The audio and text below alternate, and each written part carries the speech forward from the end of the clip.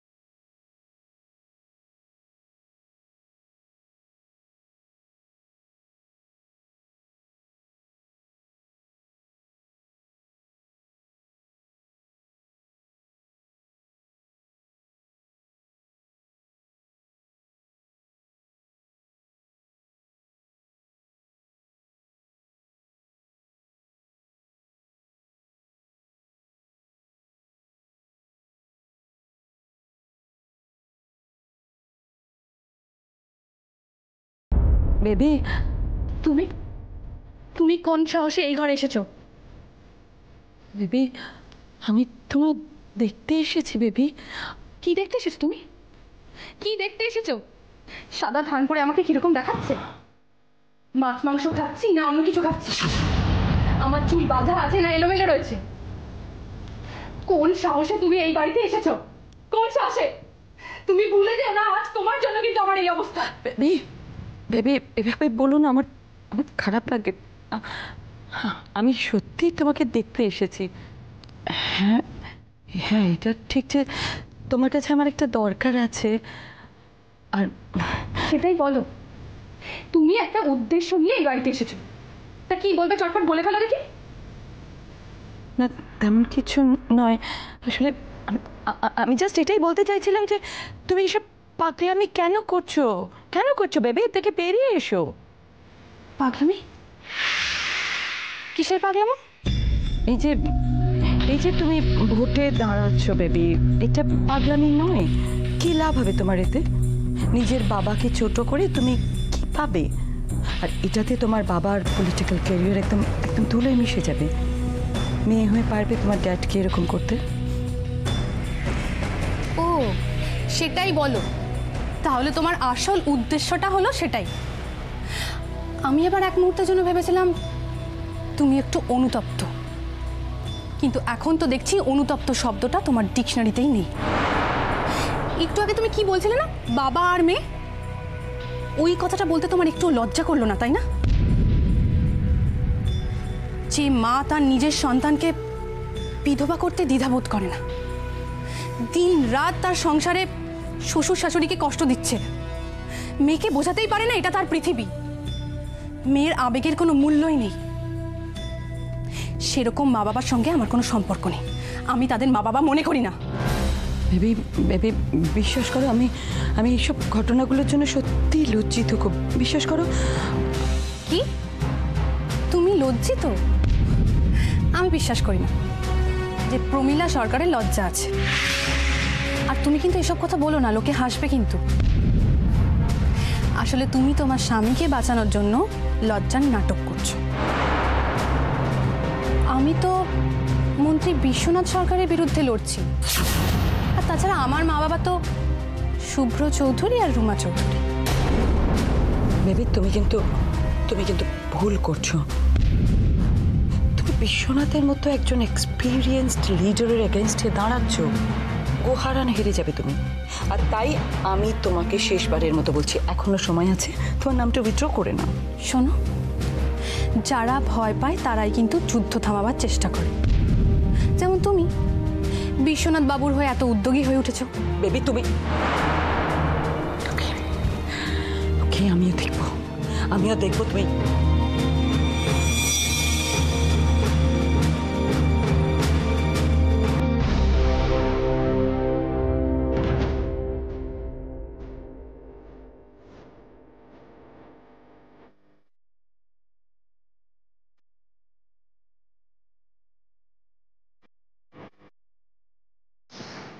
সায়ন, তখন থেকে ফোন নিয়ে কি কুটুকুটু করছিস বলতো? এমনি দেখ, আমাকে না একদম মিথ্যে কথা বলবি না। আই এম শিওর তুই কারোর মেসেজের জন্য ওয়েট করছিস, তাই না? আরে না রে, বিশ্বাস কর। আর তুই দাঁড়িয়েছিস কেন? বস না। না, আমি বসবো না। আমি এই দুনিয়াটা তোর থেকে অনেক বেটারভাবে দেখেছি। কিন্তু বুঝতেই পারছিস না তুই এসব এসব কি উল্টোপাল্টা করছিস বলতো? আর এখন না তোর উল্টোপাল্টা কাজ করার সময় নয় সায়ন। এখন তোর ক্যারিয়ারে কনসেন্ট্রেট করা উচিত, এখন তোর পড়াশোনা করা উচিত। এসব প্রেম করে না, নিজের জীবনটাকে প্লিজ নষ্ট করিস না। আমি জানি যে আমার এখন ফিউচার তৈরি করার সময়, কিন্তু আমি তোদের একটা কথা এখন বোঝাতেই পারছি না যে আমি এখন কোনো ডিসিশন নিচ্ছি না।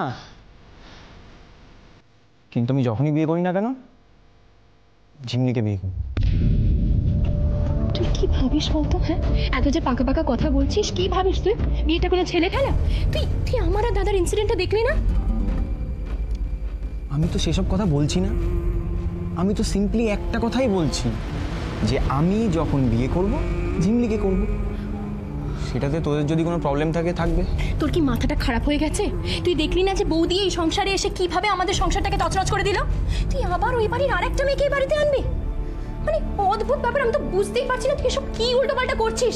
আচ্ছা, তোর কি একটুও লজ্জা করছে না? আমি বিশ্বাস করি না বৌদি খারাপ, বৌদি পরিস্থিতির শিকার। আচ্ছা, অদ্ভুত ব্যাপার। তাহলে কি তুই ওই মেডিকেল রিপোর্টসগুলোকেও মিথ্যে কথা বলছিস? মানে কি সেটাকেও অস্বীকার করছিস তুই? বুঝতেই পারছি ওই বাড়ির লোকগুলো তোকে যেভাবে ব্রেন ওয়াশ করেছে না। শোন রূপদি, তুই যদি আমার সঙ্গে ভদ্রভাবে কথা বলতে পারিস তাহলে বল, নাহলে কথা বলতে হবে না। সায়ন দেখ, আমি না যথেষ্ট ভদ্রভাবেই কিন্তু কথা বলছি। আর তোর যদি ওই বাড়ির লোকেদের সাথে সম্পর্ক রাখতে হয় তাহলে তোর এই বাড়ির লোকেদের সাথে সম্পর্কটা ত্যাগ করতে হবে। তুই পারবি না রাখতে একসাথে। আর এইসব কথা বলছিস তুই আমাকে? তুই দেখ, আমি তোর বাবা মাকে বলে না তোর পকেট মানিটা একদম বন্ধ করে দেবো, তখন বুঝবি তুই। এই শোন, তোর যত নষ্টের গোড়া না ওই বাইকটা। যবে থেকে বাইকটা পেয়েছিস মাথায় মনে হচ্ছে ভূত চেপেছে তোর। অসহ্য, কি যে করে আমি কিছুই বুঝতে পারি না। যার যা ইচ্ছা ভাবুক, আমি ঝিমলিকে ছাড়বো না। তার জন্য যদি আমার সবাইকে ছাড়তে আমি তাই ছাড়ব। আমি ছাড়বো না ঝিমলিকে।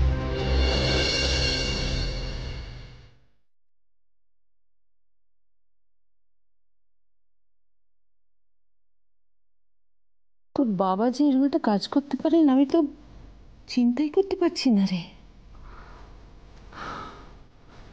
ওই মানুষটার কাজের জগতে আমি কোনো দিন নাক গলাইনি, কোনো দিন না। আমার কোনো ধারণাই ছিল না, এতটুকু আজ শুদ্ধ পাইনি আমি। আমি যদি একটুও বুঝতে পারতাম তাহলে হয়তো আমি ওকে বুঝিয়ে, অবশ্য বোঝালেই বা শুনছে কে বল? যে মানুষ নিজের স্বার্থে নিজের ছেলেকে ব্যবহার করতে পারে সে তো ভয়ানক মানুষ, সে পারে না হলেও কাজ নেই। আমার তো মাথা কাজ করছে তারপর। আমি একটা সিদ্ধান্ত নিয়েছি না,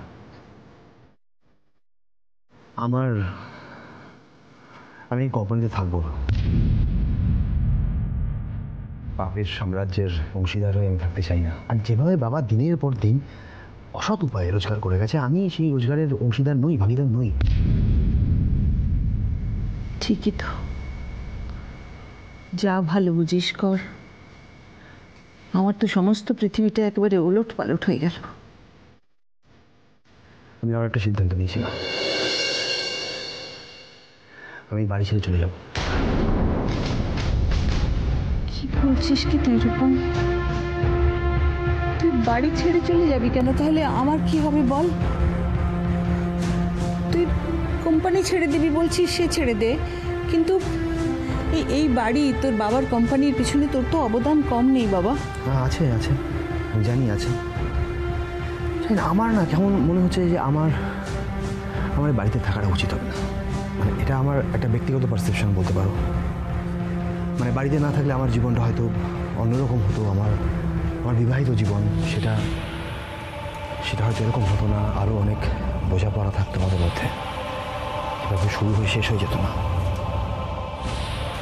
যাকে আমি একটা অন্য কোথাও যাই, একটু গুছিয়ে নিই, তারপরে তোমাকেও নিয়ে যাবো। এখানে থাকার দরকার নেই, মা,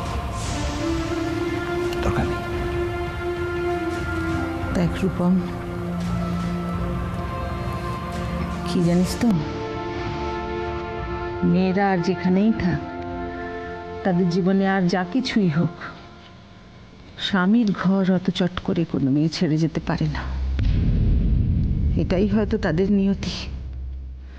তাই যত কিছু খারাপ লাগা ভালো লাগা সমস্তটা নিয়ে ওই তোর বাবার সঙ্গে সঙ্গেই আমাকে থাকতে হবে। না না না, দেবো না। তুই তুই বাবা আমাকে ছেড়ে যাস না। আমার কি হবে বলতো, আমি কি করবো বল? মা আমাকে যেতে হবে, মা আমাকে যেতে হবে। আমাকে আমার নিজের অস্তিত্ব খুঁজতে, আমার কি যোগ্যতা সেটা বুঝতে যেতে হবে, আর একজনের কাছে যেতে হবে। অনেক প্রশ্নের উত্তর পাওয়া বাকি আছে। কার কাছে? প্রমীলা সরকার।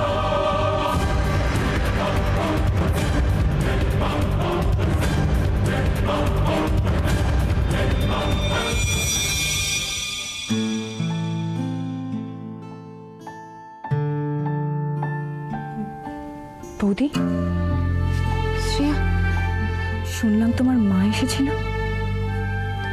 হ্যাঁ, ক্ষমা চাইতে এসেছিল তো? ক্ষমা? না না শ্রেয়া, সে কি? যে মানুষটার জন্য এত বড় একটা অঘটন ঘটে গেল, তার অনুতাপ নেই?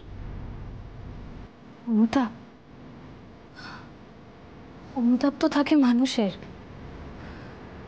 মম তো আমাকে থ্রেট করতে এসেছিল। আচ্ছা বলো তো শ্রেয়া, মনুষ্যত্ব থাকলে মানুষ এটা করতে পারে? সত্যি মানুষের কি অদ্ভুত বিচার না?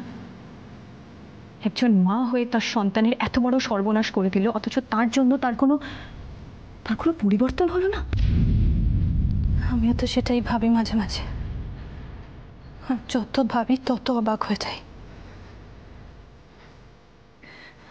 আচ্ছা বৌদি, তুমি ভয় পাওনি তো গো? ভয়?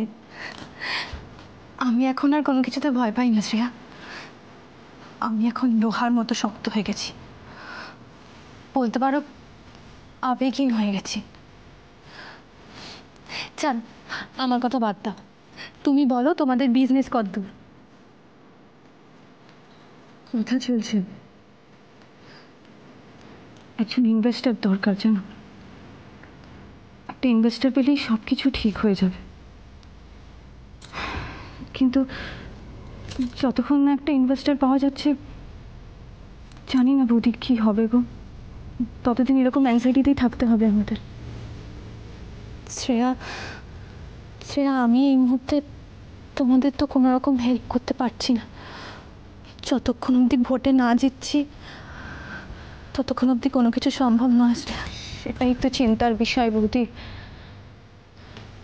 আমি কিছু বুঝতে পারছি না, জানো কি করব। কোনো কিছুর কুল কিনারা খুঁজে পাচ্ছি না। তবুও তোমাকে একটু বলবো, তুমি একটু মাথায় রেখো। আমি জানি তুমি ব্যস্ততার মধ্যে আছো, তবুও একটু দেখো বৌদি। শ্রেয়া, এটা কি তোমার আমায় বলে দিতে হবে? না না বৌদি, আসলে আমি সেরকমভাবে তোমাকে বলতে চাইনি। এই চিন্তাটা না সারাক্ষণই মাথায় লেগে আছে। আমি একটা কিছু নতুন শুরু করতেই হবে, আমি যা অ্যারেঞ্জ করেছি সব ভেস্তে যাবে। আর সেটার জন্য দরকার একটা ইনভেস্টর। তো কোথায় পাবো কিছু বুঝতে পারছি না, কিছু বুঝতে পারছি না।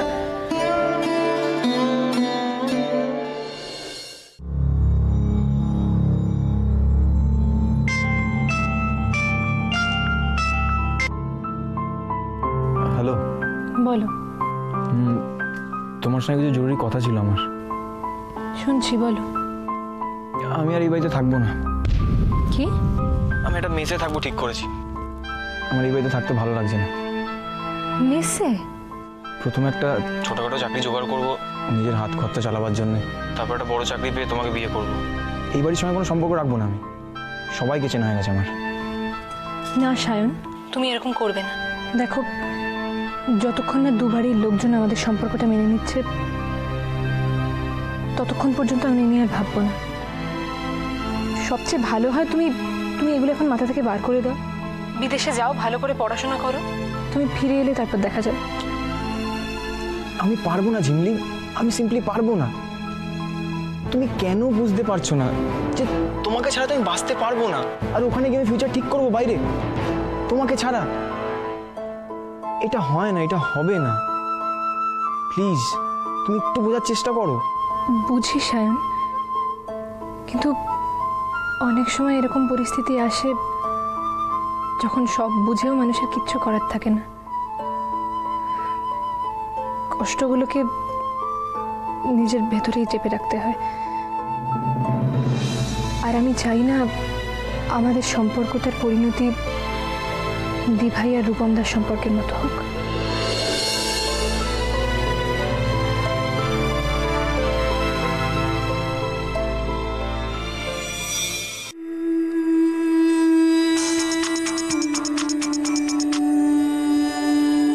হ্যাঁ পুরবি, বলুন।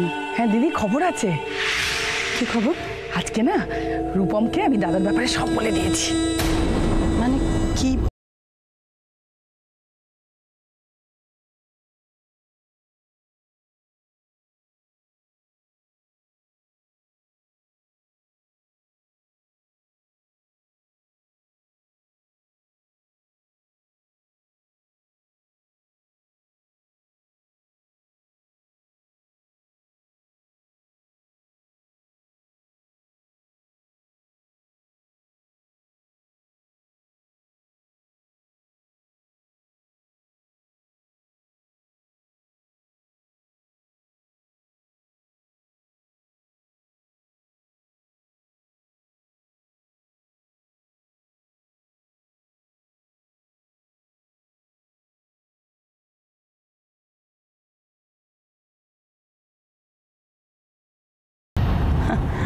মগজ ধুলাই কিভাবে করতে হয় আমার ভালোই জানা আছে। হ্যাঁ হ্যাঁ, জানি জানি। আরে বাবা, সেই জন্যই তো আপনার কাছে রূপমকে পাঠানো। এমন বলবেন না, রূপমের মাথা যেন একদম ঘুরে যায়। ওকে, আমি ফোনটা রাখছি। হ্যাঁ, আরেকটা কথা, কোনো নতুন খবর পেলে অবশ্যই জানাবেন, ঠিক আছে? হ্যাঁ হ্যাঁ, জানাবো জানাবো জান। হ্যাঁ, রাখি। ওকে। রূপম যদি প্রমীলা সরকারের কথায় পুরো বিশ্বাস করে তাহলেই কেল্লা ফতে। রূপম তখন না চিনবে দাদাকে আর না প্রমীলা সরকারকে, আর শ্রেয়াও নেই যে রূপমকে বাধা দেবে। তাহলে সামনে কেউ নেই, ফাঁকা। আমার রাস্তা একেবারে পরিষ্কার, কেউ থাকবে না। আমি এমন কথা রূপমকে বলবো যে না বাঁচবে রুদ্র, না বাঁচবে পুরবী। দুজনের ভালো মানুষের মুখোশটা আমি রূপমের সামনে ওপেন করে দেব। রূপম খুব বিশ্বাস করছে পুরবীকে। করুক করুক বিশ্বাস, আমিও করাচ্ছি ওকে বিশ্বাস। এমনভাবে রূপমের ব্রেন ওয়াশ করবো না যে রূপম আমার কথায় উঠবে আর বসবে। আমার এখন একটা শক্ত খুঁটি দরকার। রূপমের থেকে বেটার সেটা কেই বা হতে পারে।